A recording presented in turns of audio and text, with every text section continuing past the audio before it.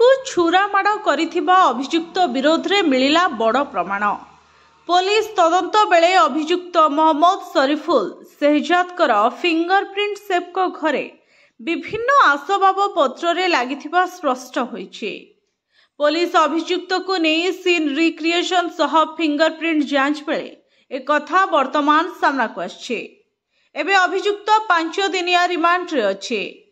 आक्रमण पछर उद्देश्य जानिबा पई पुलिस अभियुक्त को अधिक पचरा उचरा मध्य करुछि। सेपटे सैफ अली खान को उपरे आक्रमण को नहीं तेजिबारे लागिछि महाराष्ट्र राजनीति। बीजेपी नेता तथा कैबिनेट मंत्री नीतीश राणे सैफ अली खान को उपरे होइतबा आक्रमण उपरे प्रश्न उठाई विवाद घर को आसिछन्ते।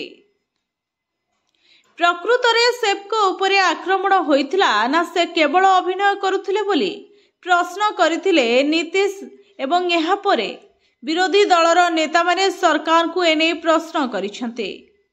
सेपटे मामला संपर्क रे किछि जानिबाकू थिले नीतीश राणे विभाग सह आलोचना करंतु बोली कहिछन्ति उप मुख्यमंत्री अजित पवार।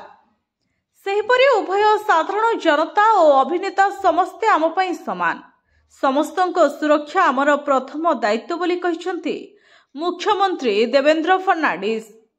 एहा पूर्वरु सिंधे गोष्ठी शिवसेना नेता संजय निरुपम मध्य सेपको उपरे आक्रमण को नहीं उठाइथिले प्रश्न। Bureau report HTV Odia.